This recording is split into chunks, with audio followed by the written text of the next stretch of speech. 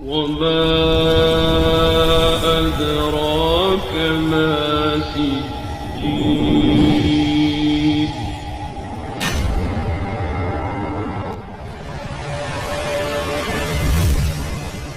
আসসালামু আলাইকুম রহমতুল্লাহ। সত্য চ্যানেলে সবাইকে স্বাগত জানাচ্ছি।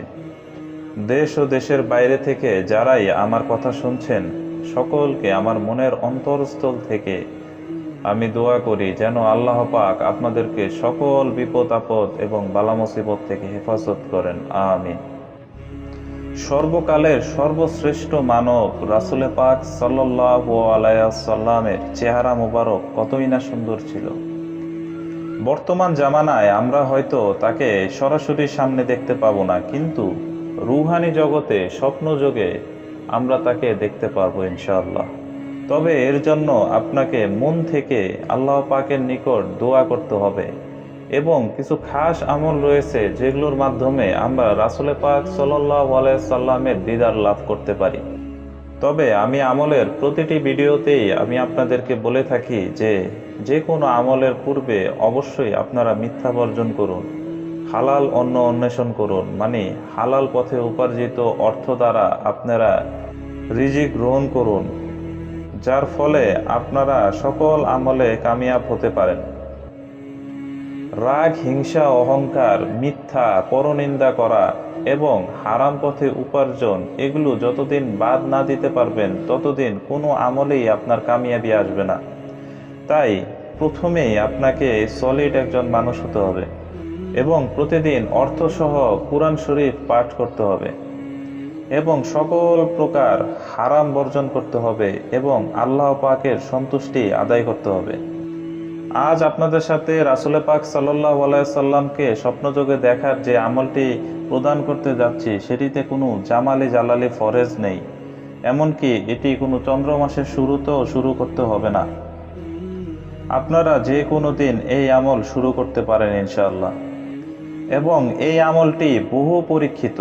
ইনশাআল্লাহ আপনারা যদি মন থেকে আল্লাহ পাকের নিকট নিয়ত করেন তাহলে ইনশাআল্লাহ রাসূল পাক সাল্লাল্লাহু আলাইহি সাল্লামকে এই আমলের মাধ্যমে আপনারা দেখতে পারবেন। আমলের নিয়ম হলো মাগরিবের নামাজের পর থেকে ইশা পর্যন্ত 2 রাকাত করে যত রাকাত সম্ভব নফল নামাজ আদায় করতে হবে এবং প্রতি রাকাতে সূরা ফাতিহার সাথে সূরা ইখলাস 3 বার পাঠ করতে হবে।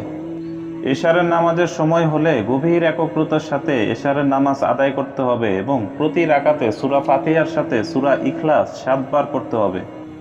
এরপর দুরূদ শরীফ 7 বার এবং 7 বার কালিমায়ে তামজিদ পাঠ করতে হবে। দুরুদে ইব্রাহিম এবং কালিমায়ে তামজিদ আপনারা স্ক্রিনে দেখতে পাচ্ছেন। এরপর স্ক্রিনে দেয়া এই দোয়াটি পাঠ করতে হবে। অতঃপর আপনারা যে জায়নামাজের উপর নামাজ আদায় করেছেন সেই জায়নামাজের উপরেই ডান কাত হয়ে দুরূদ শরীফ পড়তে পড়তে ঘুমিয়ে যাবেন। ইনশাআল্লাহ মহান আল্লাহ পাক যদি চান তাহলে রাসূল পাক সাল্লাল্লাহু আলাইহি সাল্লামের দিদার আপনারা স্বপ্নে লাভ করবেন। আসুন প্রিয় ভাই ও বোন, আমরা এখন দ্বিতীয় আমলটি সম্পর্কে জেনে নেই। প্রত্যেক মুসলমান ব্যক্তির ইহা আবশ্যক সে যেন নিজের সকল কামনা বাসনা ও সকল বস্তু হতে আল্লাহ ও নবী করিম সাল্লাল্লাহু আলাইহি সাল্লামের মহব্বত অধিক পোষণ করে। যদি কারো অন্তরে স্বীয় ধন সম্পদ, সন্তান সন্ততি ইত্যাদি যাবতীয় আসবাব হতে আল্লাহ তাআলার মহব্বত এবং রাসূল পাক সাল্লাল্লাহু আলাইহি সাল্লামের মহব্বত অধিক না হয় তবে সেই ব্যক্তি পূর্ণ মুসলমান নয়। প্রত্যেক মুমিন মুসলমান ভাই ও বোনদের মনের একটি অনেক বড় আশা, সেটা হচ্ছে রাসূল পাক সাল্লাল্লাহু আলাইহি সাল্লামের দিদার লাভ করা। রাসূল পাক সাল্লাল্লাহু আলাইহি সাল্লাম কতটা সুন্দর ছিলেন যারা একমাত্র স্বচক্ষে দেখেছেন তারাই ভালো জানেন।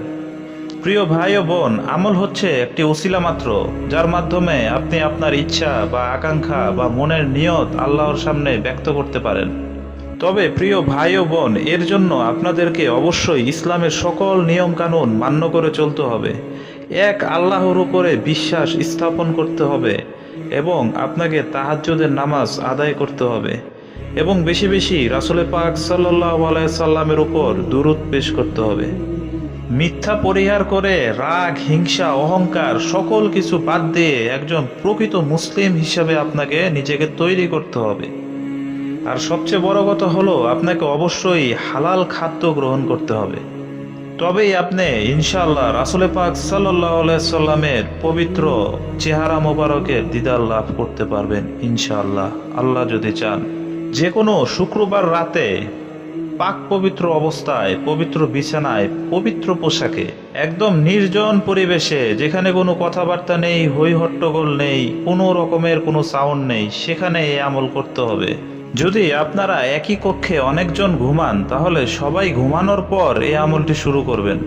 আর যদি বিবাহিত হন, ছোট বাচ্চা থাকে, তাহলে সেই ক্ষেত্রে সেই বিছানায় করবেন না, কারণ সেই বিছানায় অনেক সময় বাচ্চা কাচ্চাদের প্রস্রাব লেগে থাকতে পারে। তাই আলাদা একটি বিছানার ব্যবস্থা করুন। আপনার সেই পবিত্র বিছানায়, পবিত্র শরীরে এবং পবিত্র পোশাকে প্রথমেই দুরুদ ইব্রাহিম 11 বার পাঠ করুন এবং তারপরে সূরা কাউসার 1000 বার পাঠ করে আবার পুনরায় দুরুদ ইব্রাহিম 11 বার পাঠ করুন। এবার মহান রব্বুল আলামিন আল্লাহ পাকের নিকট দোয়া করুন যেন আল্লাহ পাক স্বপ্নযোগে রাসূল পাক সাল্লাল্লাহু আলাইহি সাল্লামের চেহারা মোবারকের দিদার আপনাকে লাভ করায়। এরপর যতক্ষণ না ঘুম আসে ততক্ষণ আপনি যে কোনো দুরুদ, যেমন দুরুদে ইব্রাহিম অথবা শুধু ছোট একটি দুরুদ সাল্লাল্লাহু আলাইহি সাল্লাম পড়তে পড়তে ঘুমিয়ে যান। ইনশাআল্লাহ আল্লাহ পাক যদি চায় তাহলে রাসূল পাক সাল্লাল্লাহু আলাইহি সাল্লামের পবিত্র চেহারা মোবারক আপনাকে আল্লাহ পাক ইনশাআল্লাহ দিদার লাভ করাবেন। প্রথম দিন কোনো ব্যক্তি যদি রাসূল পাক সাল্লাল্লাহু আলাইহি সাল্লামকে না দেখেন, তাহলে এই আমল একাধারে 7 দিন চালিয়ে যান, ইনশাআল্লাহ এর মধ্যে একদিন দেখতে পাবেনই। রাসূল পাক সাল্লাল্লাহু আলাইহি সাল্লামকে স্বপ্নযোগে দেখার জন্য আরো অনেক আমল রয়েছে, যেগুলো আমি পর্যায়ক্রমে ইনশাআল্লাহ দিব। জাযাকাল্লাহ খাইরান। আসসালামু আলাইকুম ওয়া রাহমাতুল্লাহ।